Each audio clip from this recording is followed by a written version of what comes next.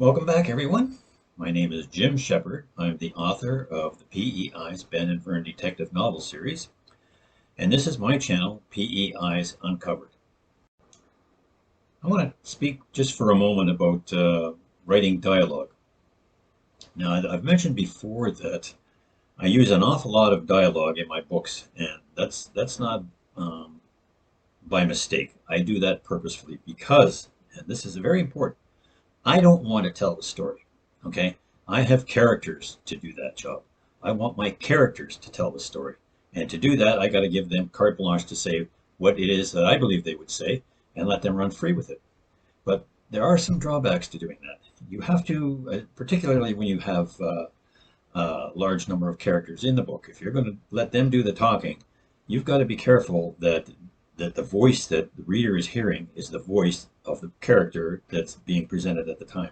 It's very easy to forget who's doing the speaking and allow the voice to slip into the next character, and your reader will pick up on that instantly, and that's really not a good thing.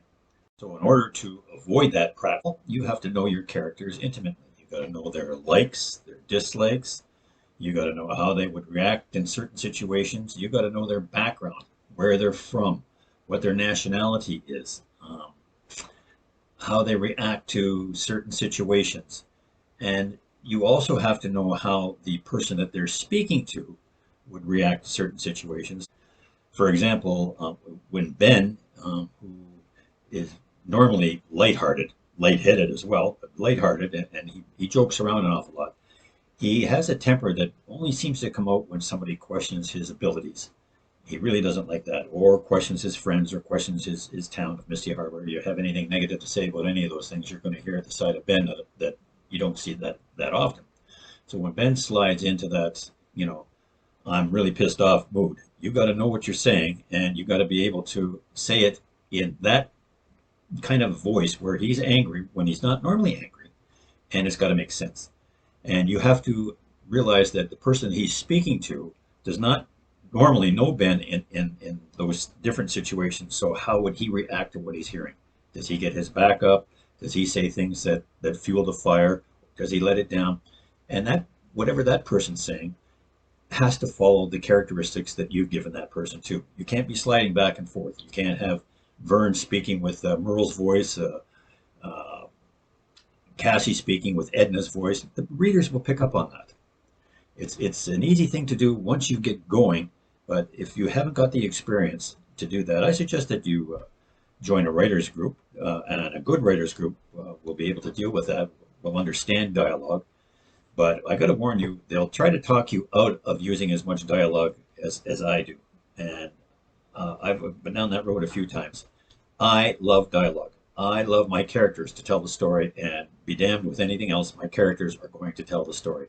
When I'm finished with the book and I read it over 2 or 3 times after that, I can sit back and laugh, or I can sit back and be amazed, astounded, angered, or anything by what I'm hearing. I can feel it because I was in their heads when I was writing it, and now I'm in their heads when I'm listening to it. And that is the secret to good dialogue. A few helpful tips to consider when you are writing dialogue.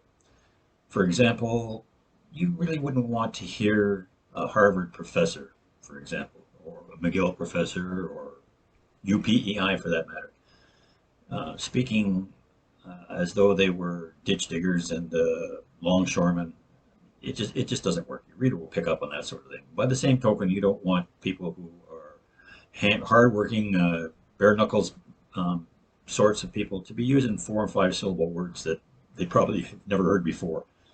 That sort of thing, unless it's designed specifically for a humor aspect, and it can happen from time to time, but it's not conducive to who that character really is. So I would avoid that at all costs. Another thing that you need to consider is accents. A lot of my characters, when I import my crime, like I've got characters coming in from Boston, I've got characters coming in from the West Coast, from the Caribbean, from overseas. It's always a good idea to have phrases that are commonplace in those areas and insert them into the dialogue. But always be aware of the possibility of insulting your readers. and you really want to stay away from racism at all costs. And you know, these days that racism can cover an awful lot of bases. I have a character in my latest novel. It's coming out very soon. It's unnamed yet, but it's coming out very soon. Who is an Acadian, an elderly gentleman who owns a chip stand, and he's a lovable guy. But when he gets excited or angered or something like that, his French background, his dialect comes out, and it's often hard to understand, but it's humorous at the same time. Now, I can do that because I don't say anything that is insulting or anything else like that. He's a lovable character, and everybody loves him in the book. Almost everybody. You find out what I mean when you read the book. But it is one of those gray areas that you should be very careful before sticking your toes into those waters. Okay. Thank you, and until next time, have a great day.